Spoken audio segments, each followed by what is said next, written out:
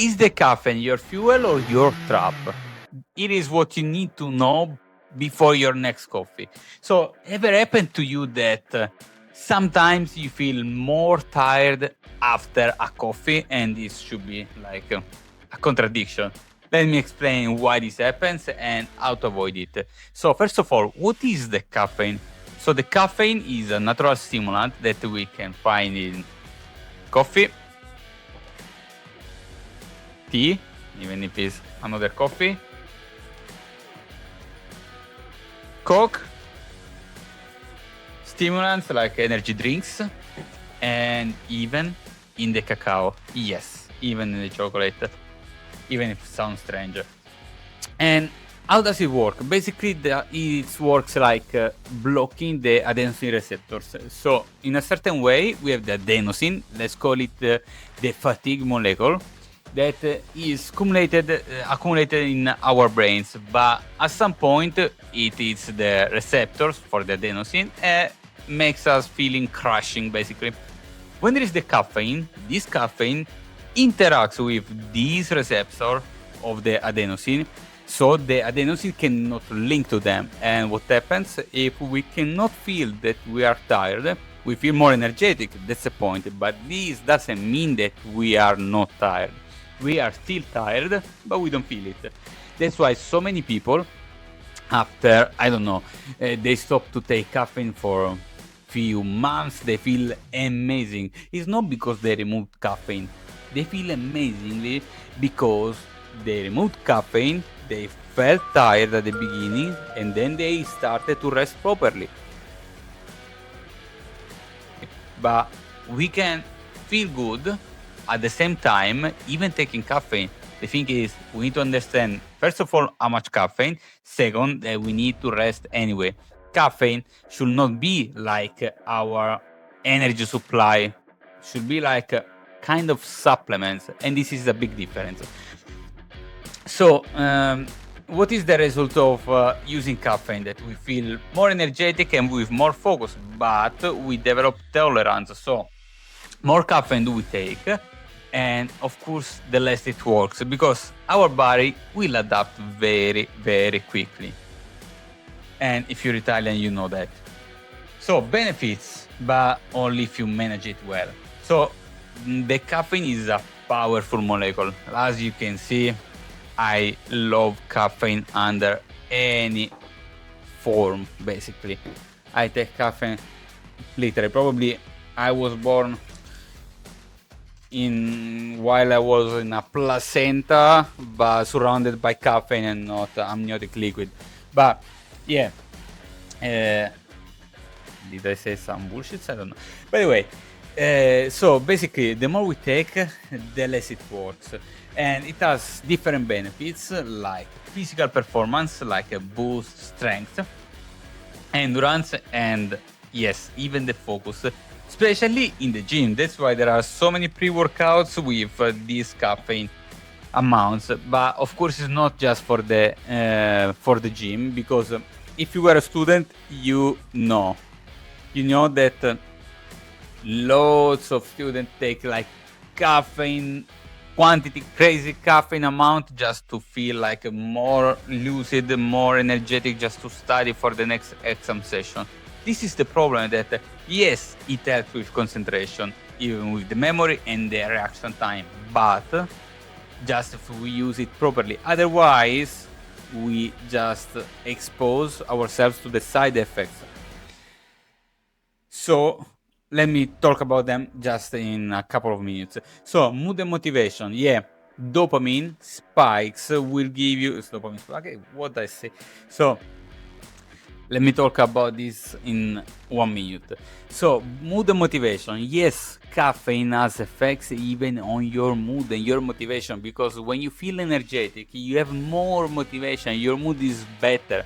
Have you ever felt like very pissed off, very angry, like easy to disappoint just because you were tired and you didn't want to hear anyone? Yes, this is the point. And even the motivation. How much motivation do you have when you are very tired? Yes, just a little. That's the point. When you feel more energetic, you feel you have more motivation and a better mood. That's normal, but we should not rely on caffeine just to have like a temporary boost on mood and motivation. By the way, because we will step in the dark side of caffeine. And this is for the physical performance, yes, because you will feel like shit. Cognitive boost, yes, because you will learn nothing, you will feel like stupid when you are not. And mood and motivation, because even this one, if you feel like you are in an abstinence situation of caffeine, you will feel like you wanted to do nothing, basically. That's the point. So the withdrawal effect has as consequences even the headache, irritability, brain fog, and cold turkey. I mean, let's talk about the normal coffee. But yeah, this is the point. Less coffee, more side effects at the beginning, especially if you drop like straight away, because there are different ways to stop or to reduce the caffeine amount. One of these is like stopping straight away. We can do that, yes, but especially headache, irritability, even the confusion, the brain fog is massive. So I won't suggest to do this effect. What I will do, let's say you take 5 to 6 coffee. First of all, how much is enough caffeine to be like over the recommendation? So the recommendation is 400 milligrams per day on an adult that is in a healthy situation. 400 milligrams are basically, I don't know, 4 coffee, let's say in average, because a coffee and espresso can be around 80 milligrams, or normally kind of 2 pre-workouts, or 2 bottles of Coke. Yes, because basically a bottle of 2 liters is like 200 milligrams.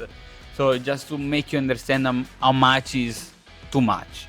So above 400 milligrams is too much. Yeah, you will not die if you don't exaggerate much higher. So we can survive with higher quantities, and probably some of you looking at this video will understand it. Will like provide like some human living proof about this, but it's not recommended anyway. And what you can do instead of dropping from, I don't know, 1000 milligrams to 0, what you can do, let's say you take 5-6 coffees a day, you can reduce in the next 3 days to 4 to 5 coffees, and the next other 3 days to 3 to 4 coffees. So in this way, yeah, you will feel tired. You will feel tired anyway. You will feel like shit actually if you stop straight away. But in this way, dropping like just a little, you will feel like less side effect. Yeah, you will feel sleepy more than usual, that's okay, but you will not feel like very shit. This is the point. Plus, yeah, sleep disruption. Because you need to understand that the caffeine is like has an half-life of 5 hours, and this means that basically when you take the caffeine, it can last in your body even for 10 hours. So you should stop take caffeine in the morning, let's say, because let's say you take like a caffeine, you take caffeine in the middle afternoon, you will be affected. Your sleep will be affected. So yeah, you will understand. And then what else? Even the quality will be reduced, yes, and the boomerang effect, because if you take too much caffeine, you feel like anxiety, like you're too shaky, too agitated, but then you will crash. This is the point. You don't need to quit the coffee. You just need to know how to use it. And I mean, this goes for lots of things in life. And of course, if you want to learn something useful, interesting, and in a different way every day, subscribe to the channel, because I'll see you in the next video. Ciao!